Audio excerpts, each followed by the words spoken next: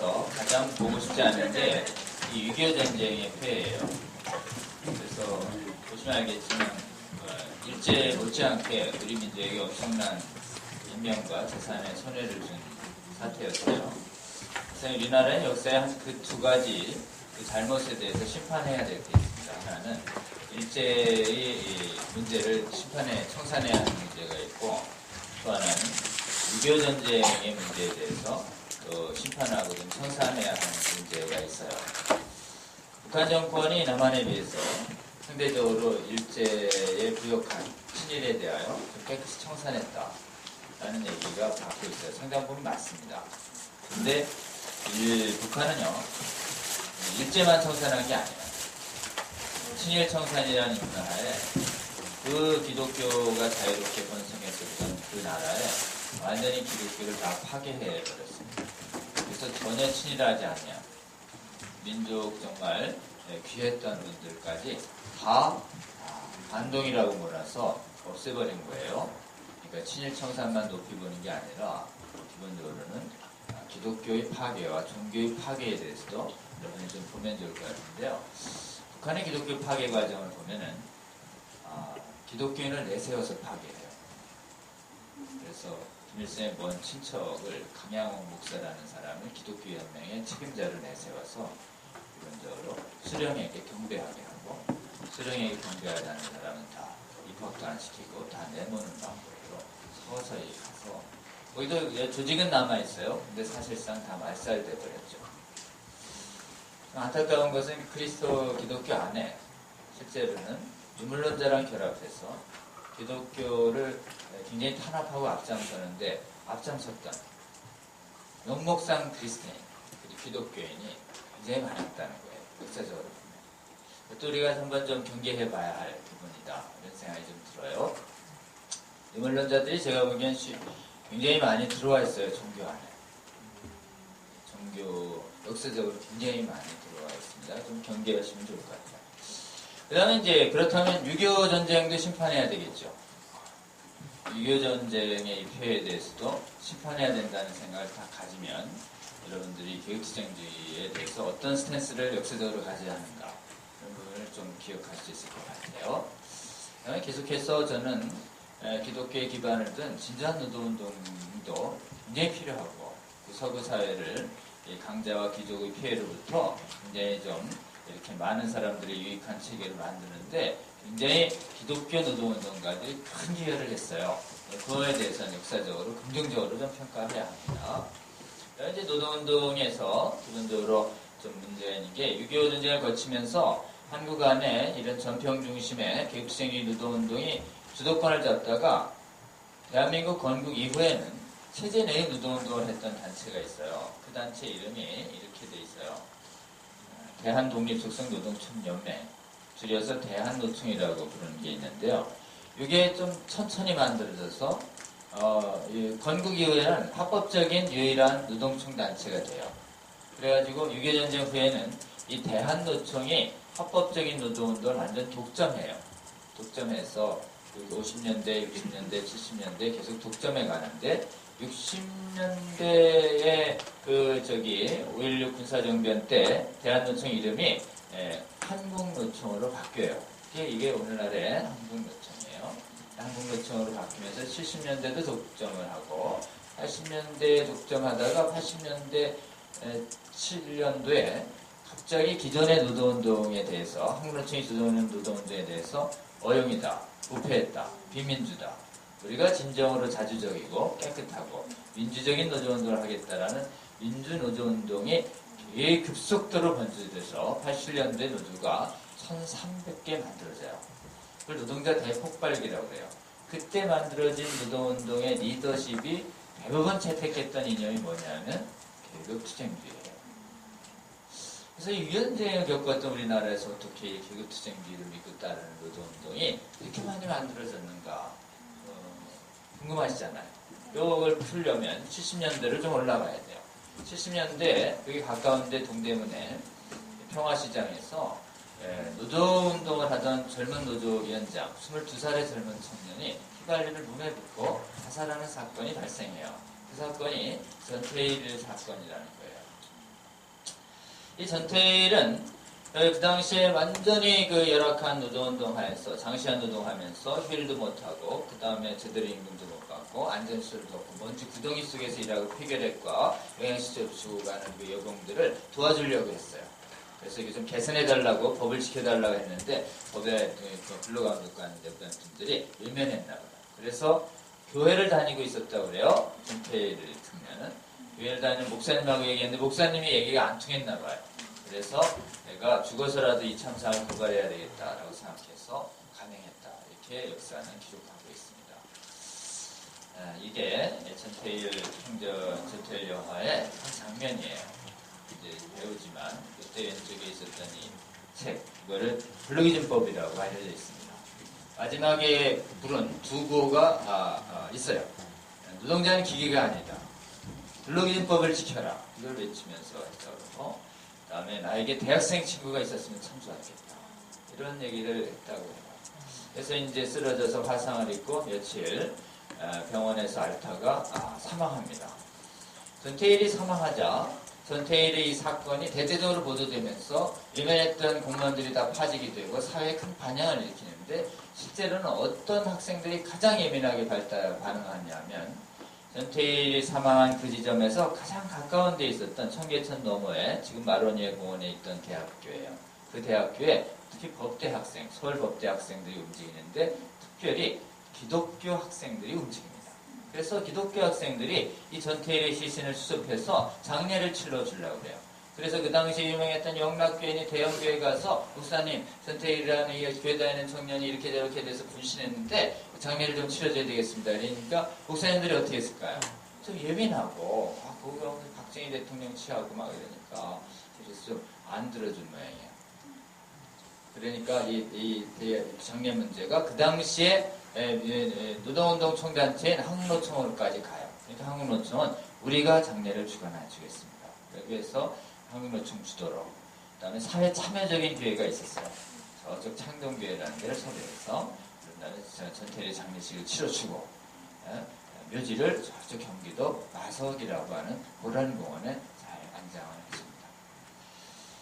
전태일 사건은 이렇게 하나의 작은 어떻게 보면 크게 알려지지 않는 사건 그렇게 하러 끝날 수도 있었는데 이 전태일이 남긴 글들이 영향력을 발휘하기 시작해요. 이 전태일이 쓴 편지예요. 시, 일기, 각종의 문건들이 카피돼서 대학가에 읽히기 시작합니다. 전태일은 중학교밖에 안 나왔는데도 굉장히 글을 정직하고 더 이렇게 굉장히 문제의식을 가지고 잘 썼다고 그래요. 전태일이 남은 비극적인 스토리와 전태일이 남긴 글들이 계속 대학가에 읽히면서 당시 학생운동 지도자였던 여러분 같은 대학생들이 의식 있는 대학생들 나라와 민족을 위해서 뭐 할까? 이런 생각을 하고 있던 사람들에게 사회적 약자인 노동자를 돕는 것이 지식인 된 우리의 사명이겠구나 라고 자각을 해서 그동안의 학생운동가들은 학생운동한 다음에 자꾸 정치권으로 가려고 그랬는데 전태일의 이것을 읽고 나서부터 어디로 갈까요? 노동 현장으로 들어가기 시작했어요. 그래서 학생운동가들 중에서 노동 현장에 들어가서 노동조합 활동을 하기 시작하는 사람들이 나타나기 시작하는데 그분들이 오늘날 유명한 정치인이 돼서 성공한 정치인들 중에도 그때 유명한 분들이 많아요. 대표적으로 전태일의 유작을 읽고 유명한 노동운동가가 되고 또 정치인이 된 분들이 여당에는 김문수라는 분이 있고 야당에는 손학규라는 분이 있어요. 이분들의 회고록을 보면 전태일의 유작을 읽고 노동운동을 시작했다. 그렇게 전태일의 유작만으로도 영향력이 확산되고 있었는데 이 전태일의 스토리와 전태일의 사상, 전태일이 옳다고 믿었던 이런 사고들이 전국적으로 전 국민에게 알려지는 사건이 발생하는데 그게 뭐냐면 누군가가 이 전태일에 전기를 써요.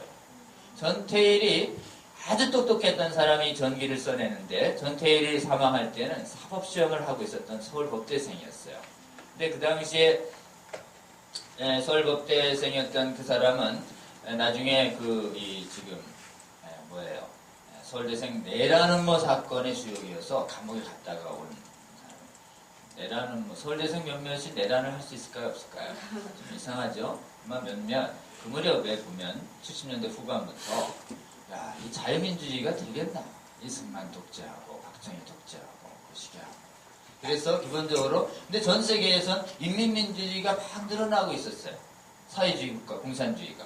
그러니까 인민민주주의가 진정한 민주주의 아니야? 이렇게 좀 대학생들이 공부를 좀 하고 있었던 때였어요. 이때 몇몇 책 공부했다고 너 내라는 뭐 한 거 아니야? 이렇게 해가지고 이제 감옥 갔는데 판사 좀 일찍 풀어줘서 내라는 뭐죄 받았는데 몇 개월 안 하고 이제 출소해서 다시 복권돼서 공부를 하고 있었어요. 공부하고 있었는데 기본적으로 이제 나중에 좀 시간이 지나고 나서 이 사람이 이제 사법시험에 합격을 하는데요. 사법시험에 합격해서 사법연수원 공부하던 시절에 뭐가 터졌냐면 이 사람이 관여하던 조직이 또 약간 인민민주주의나 다른 좀 노동자 중심의 사회를 배우려는 조직이 조금 더 커졌어요. 커졌는데 이게 좀 나라에 위협적이다 이렇게 해가지고 이른바 민청학년 사건이 터져요. 그 학생은 민청학년 사건에도 주역이었어요. 근데 서울대생 내라는 뭐 사건 때는 잡혔는데 민청학년 사건의 수배가 시작되자 이 사람은 도망다녀요. 이번에는 안 잡혀요. 그래서 다른 사람들은 잡힌 분들은 막 신속하게 재판받아가지고 사형까지 당하잖아요. 좀 천천히 하고 철저히 했었어야 되는데 그때 막 몰아쳐서 지금 다 그 무렵에 억울하게 사형당한 분들 다 지금 복원되고 나라가 배상하고 막 이러죠. 그 당시는 공산주의라고는 공짜만 나와도 굉장히 이 공격적 반응이 있었던 시절이죠. 사실 잘못된 거라고 볼 수 있습니다. 어쨌든 그때 이 민청학년 사건의 주역이었던 이 젊은 청년은 계속 도망다니는데 언제까지 도망다닐까요? 잡던 사람이 죽을 때까지 도망다녀요. 박정희 대통령이 서거할 때까지 안 잡혀요. 엄청난 도망 실력이죠. 도망다니는 게 아니에요. 도망만 다니는 게 아니고 도망다닐 때 결혼도 해요. 대단하죠. 취미 부유캔이에요. 그리고 그 다음에 나중에 이게 결혼만 하는 게 아니에요. 그런 다음에 내가 이 기간 동안에 의미 있는 일을 해야 되겠다 이렇게 생각해서 전태일이 연구합니다. 그리고 전태일이 남긴 글들을 다 수집해요. 전태일이 만났던 생전에 만났던 어머니 친구들을 다 인터뷰해요. 그런 다음에 전태일이 전기를 써내요. 누가복음을 써낸 누가 같지 않습니까? 이렇게 해서 써내는데 무려 몇 년을 보냈냐면 3년 반을 전태일의 일기. 그래서 5분의 1은 전태일이 남긴 유작을 그대로 쓰고 나머지 5분의 4는 전태일이 가진 기초생각과 내용에 세계와 현재와 역사와 철학의 의미를 부여해서 진짜 알기 쉽게 쓰는 글들을 써냅니다. 그 원고가 76년쯤에 완공이 돼서 처음으로 이 원고가 사진에 찍혀서 그때 즉시 출간이 안 되고 일본으로 가서 일본에서 먼저 출간이 돼요. 불꽃이여 나를 살아라. 상징이 아니에요. 그건 실제입니다. 실제. 그런 다음에 이제 너무 제목이 자극적이니까 한국에서는 그로부터 몇 년 뒤에 출간되는데 언제 출간되냐면 박정희 대통령이 죽고 서거하고 그런 다음에 5.18 광주에서 다시 전두환 군부 출신에 의해서 5.18 광주에 의해서 502 출발한 뒤 굉장히 삼엄했던 시기에 이 원고가 국내 한 출판사에 도달합니다. 그래서 굉장히 유명했던 이런 출판사에서 야 이건 내면 우리 폐간되는 걸 각오하고 폐간을 각오하고 출간하는데 저자가 알려지지 않아요. 저자가 알려지지 않은데 출간된 책 이름이 이 책이에요. 돌베개, 저자 없음, 아내 여기, 전태일 사진, 어머니 사진, 어느 청년 노동자의 삶과 죽음, 전태일 평전. 나오자마자 이 책은 대학가를 중심으로 베스트셀러가 돼요. 베스트셀러가 되자마자 나라에서는 판매 금지 조치를 시합니다. 판매 금지 상태에서도 수십만 권이 팔려나갑니다.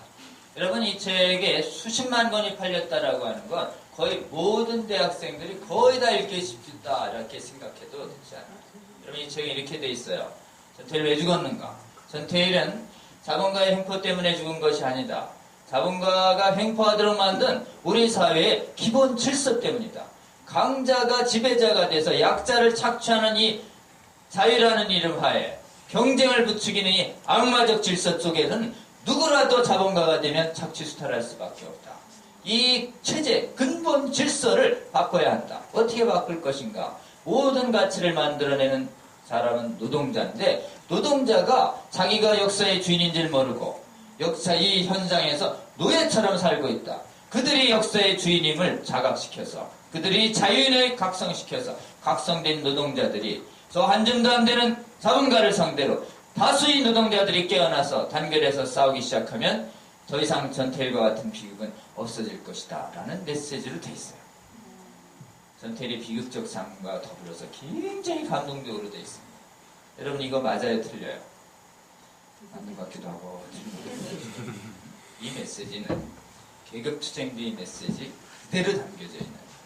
근데 이 책의 놀라운 면은 뭐냐면 계급투쟁, 노동해방, 혁명 날에 나올까요? 안 나올까요? 안 나와요. 엄청난 절제력을 가진 책. 여러분 복음적인 진리를 설명할 때 그걸 말이죠. 성경에 나온 복음 그대로 전달하면은 사람들이 얘 또 교회 얘기하나 보다 이렇게 해서 거부감을 느끼잖아요. 근데 그거를 같은 메시지를 가진데 그 사람이 가진 메시지 복음 이것을 이거 굉장히 참된 좋은 말이 있어. 이 말을 하고 꼭 복음이라는 말을 써야 돼요. 어떻게 생각하세요? 기본적으로 정의, 진리를 얘기할 때 기본적으로는 성경적 용어 그대로 써서 종교적 거부감을 나타내면 아예 듣지도 않는단 말이에요. 그러나 같은 메시지를 갖는 것. 우리 이웃을 사랑하라는 말을 우리 사회에 있는 많은 사람들에게 유익을 주라. 이 같은 메시지 아니겠네요. 이렇게 성경적 복음적 메시지도 복음의 메시지 그대로 쓰는 게 좋은 이 교회 안이 있고 교회 바깥에 전달할 때는 지혜롭게 녹여서 그들이 저항 없는 용어 속에 같은 메시지를 담는 것. 이거를 우리는 이 전태일 평전에서 배워야 한다는 생각이 좀 듭니다. 이 책은 출간되자마자 엄청나게 팔려나가요. 팔려나가면서 실제로는 수많은 사람들에게 영향을 주는데 그게 어떤 영향을 주느냐 하면 이런 영향을 줘요. 이 책이 대학가의 학생운동 안에 자유민주할까 사회민주할까 막 경쟁하다가 서로 대자보 투쟁하고 있었는데 70년대 후반과 80년대 초에 그때 이 책의 메시지는 이른바 체제 변혁적 학생운동을 추구했던 그 학생운동과 같은 메시지를 갖고 있었기 때문에 이 책이 대중화되면서 전국의 총학들이요 전부 운동권들이 당선되기 시작합니다. 계급투쟁주의 이념을 믿는 그 운동권의 총학 접수가 시작돼요. 그래서 기본적으로 수많은 언더서클 안에 이 책은 기본서 중에 기본서가 돼가요. 그리고 나서 이른바 학생운동의 대중화에 기여를 하고 체제변혁적 학생운동가들이 자꾸 양성되니까 국가보안법 위반으로 이제 자꾸 있죠. 전태일 평전만 얘기하라 전태일 평전 풀이에 있는 자본론도 있고 뭐 특동책도 있고 주체상책도 막 있다가 기본적으로 안기부에 걸려서 국가보안법 위반으로 가서 처벌받고 그래요. 제적돼요. 많은 사람들이 제적됐습니다. 80년대 초에 한 3, 4년 동안 제적된 인원을 신동아가 추적했는데 한 1,300명 제적됐대요. 어디 갔는지 한번 조사해봤더니 전부 노동 현장에 대부분 가 있었습니다. 800~900명. 전태일이 있었다. 노동 현장으로 학생운동가들이 갈 때 내가 이렇게 좋은 대학 나와가지고 이렇게 해서 했어요. 이러면 안 받아줘요. 그러니까 대학 학력을 숨기고 고졸까지 학력만 쓰고 노동 현장으로 들어가요. 그런 위장취업이라고 불러요. 그런 분들을 학출 노동운동자다 이렇게 불러요. 학생운동 출신 노동자들이다. 낮에는 열심히 일해요. 같이 일하고. 밤에는 뭘 했을까요? 안 했을까요? 일만 하기 위해 하는 게 아니죠. 밤에 피곤하다고 자지 않았어요. 대체는 열심히 일하고 사람을 사귄 다음에 얘들아 역사의 사회에 대해서 한번 공부해보자. 그래서 이렇게 본 다음에 리더감을 찾는 거예요. 여러분 리더는 스펙으로 결정되지 않아요. 노동운동가들은 절대 학력으로 결정되지 않습니다. 가슴이 뜨거운지, 말귀를 잘 알아듣는지, 정의감이 있는지 이렇게 해서 그런 사람들을 모아가지고 공부를 했어요. 뭘 가르쳤을까요? 철학을, 역사를, 현재정치학을, 전태일 평전을 가르쳤어요. 가르치는 공간이 이런 자리에서 가르쳤을까요? 조그마한 공간에서 가르쳤을까요? 이런 자리에서 가르치면 안기부가 가서 잡아가요. 완전히 좁은 공간에서 마음을 세운 다음에 열심히 가르쳤어요. 지금처럼 이렇게 이런 공간에서 강의하다가 졸다 말다 해도 이렇게 해서 공부하는 거 같고 공부하다 잡히면 가는 거야. 우리 몇 시간 공부 못해. 이렇게 치열한 탄압 속에서 공부하는 거하고 어느 게 공부가 더 잘 될까요? 탄압 속에서 공부하는 게 훨씬 잘 돼요. 이렇게 치열한 탄압을 뚫고 소그룹으로 공부했던 그 공간을 역사는 뭐라고 부를까요? 그 공간을 골방이다 이렇게 불러요. 골방이 몇 개나 있었을까요? 전국에 셀 수가 없을 정도로 많이 있었습니다. 계급투쟁주의 운동본부에서 파견하면서 후원금을 줬을까요? 안 줬을까요? 전혀 안 줍니다. 자비량으로 직업 구하고 스스로 만들어서 계속 자기가 옳다고 믿는 이념을 속으로 열심히 전파하는 사람들의 모습 속에서 우리는 어떤 모습을 보나요? 자비랑 선교사들의 모습을 보죠. 그분들이 열심히 제자훈련을 시켜냈었습니다. 83년, 84년, 85년, 86년, 87년 전국에 수없이 엄청난 탄압 속에서도 계급투쟁주의 제자들이, 리더들이 양성되고 있었던 것이에요. 87년이 왔습니다. 87년이 왔는데 전두환 정권 말년이에요. 새 대통령을 뽑아야 돼요. 간선을 요구하려고 했어요. 대통령이. 국민들이 직선제를 요구해요. 특히 학생들이 요구합니다. 그때 제가 대학교 4학년이었어요. 그때 이른바 민주화운동에 특별히 계급투쟁주의 신념을 가진 학생들이 민주화운동에 완전히 헌신합니다. 감옥을 각오하고 노동자가 주인되는 그 나라를 위하여 이 생명 바치리라. 이렇게 해가지고 계속 헌신하는 사람들 때문에 학생운동들이 전부 리더들은 거의 대부분 계급투쟁주의자예요. 그것이 기독교에서 그래도 많이 들어왔어요. 그래서 많은 기독교의 이 서클들도, 기독교 동아리들도 이익을 굉장히 많이 학습했습니다. 같이 민주화의 전선에 동지가 돼서 민주화 활동을 참 열심히 했던 기독교생들도, 기독교인들도, 대학생들도 굉장히 많았어요. 그렇게 해서 이제 그러던 87년 때 시위가 참 많았습니다. 이 시위가 참 많았던 86년, 87년 때 저하고 학교도 같고 학번도 같은 이른바 계급투쟁주의 표체제별자 학생운동을 하던 학생 하나가 대학 경찰에 잡혀가서 이렇게 조사받다가 죽어버렸어요. 시체가 돼서 나와요. 그 학생 이름이 87년 초에 있었던 박종철 사건이에요. 이게 겨울에 있었던 장례식이에요. 서울대 학교에. 겨울철인데 비가 내렸어요. 그래서 점점점 나중에 발견되는데 사급 경찰관이 얘기한 게 아니라 조직적으로 저쪽 굉장히 그 경찰 고위관급까지 은폐에 앞장섰다. 그래서 줄줄이 이렇게 다니면서 처벌받고 정권의 도덕성이 땅에 떨어지고 막 이런 추모식에 김영삼, 김대중, 김수환 이런 추기경들이 앞장서면서 민주화를 요구하는 활동들이 점점 커지고 있었어요. 87년 때는 여기는 말이죠. 저도 그때쯤 얘기 왔는데 여기는 이 고대 앞은 체류탄과 전경 계속 시위가 있던 캠퍼스에 체류탄 냄새 없이 들어간 날짜가 제가 기억이 없을 정도예요. 그냥 체류탄과 전경으로 지켜지는 정권이었어요.